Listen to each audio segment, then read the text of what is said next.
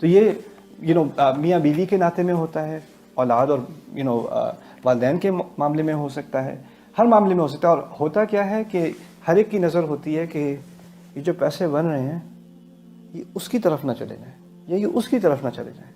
اس پہ کیوں خرچ کر رہے ہو، اس پہ کیوں خرچ کر رہے ہو، یہ ہم پہ، یہ تو ہمارے ہونے تھے. اور یہ ذہنیت کہاں سے آتی ہے کہ ہم کئی دفعہ اپنی اولاد کو اپنی ایک انویسٹمنٹ سمجھتے ہیں فائنینشیل قسم کی.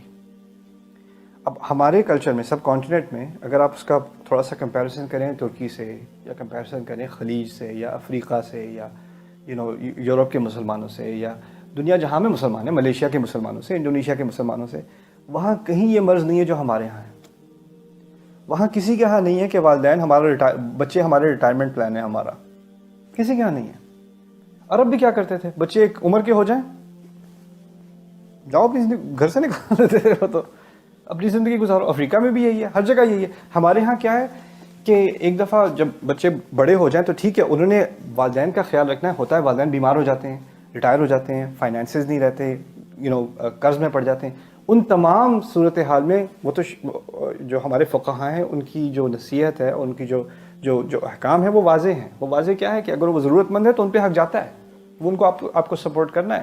اگر آپ کی جیسے مدر ہیں اور وہ اپنی جو ہے وہ میڈیکل رسپانسبلٹیز پوری نہیں کر سکتی، افورڈ نہیں کر سکتی، تو وہ آپ پر پڑتا ہے، وہ آپ کی ذمہ داری بن گئی اب، تو وہ تو آپ نے کرنا ہی کرنا ہے.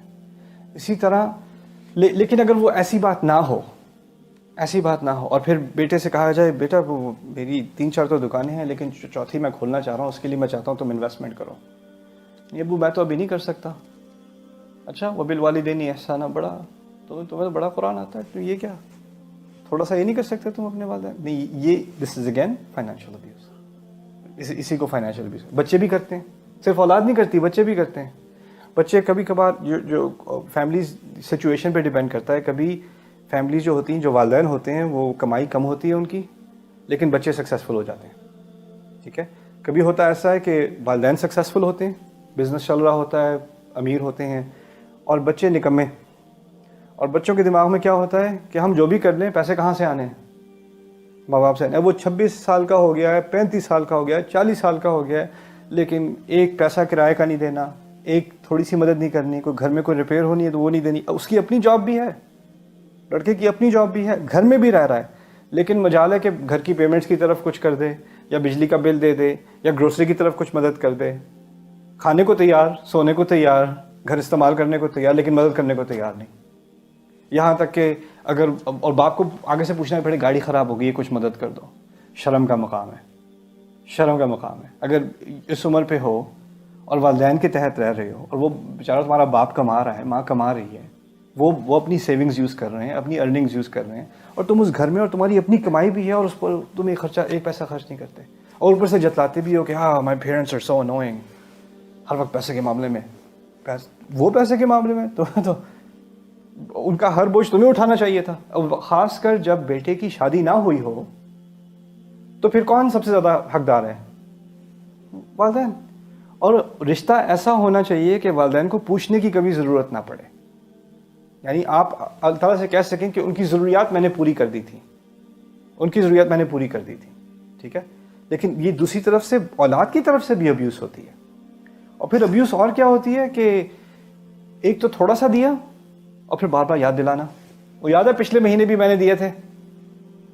اب یہ جو آپ کرتے ہیں نا، پچھلے مہینے بھی میں نے دیے تھے. ایک تو ان کا حق تھا، اگر حق نہ بھی ہوتا، اگر آپ نے اپنی طرف سے صدقہ دیا تھا، اس کو تو میں صدقہ نہیں کہتا، لیکن اگر صدقہ کہہ بھی دیں، لا تبطلوا صدقاتکم بالمن والاذی، تم اپنے صدقے کو یعنی احسان جتلا کر اور تکلیف دینے والے الفاظ دے کر ضائع مت کیا کرو، ضائع مت کیا کرو.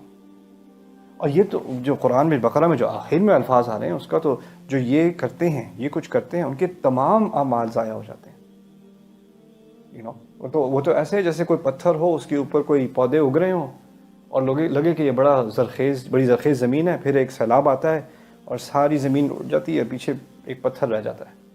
فَتَرَكَهُ صَلْدًا لَا يَقْدِرُونَ عَلَى شَيْءٍ مِّمَّا كَسَبُوا، وہ تو کھلا بس گنجا پتھر رہ جاتا ہے، اور پھر ان کے پاس جو کچھ کمایا ہوتا ہے، اوپر کھیتی بنائی ہوتی ہے، اس کا کوئی فائدہ نہیں رہتا، وہ سب ضائع ہو چکی ہوتی ہے. اس کی مثال دی اللہ تعالیٰ نے ان لوگوں کی جو دیتے ہیں اور دیتے وقت جتلاتے ہیں یا دیتے وقت دکھاتے ہیں.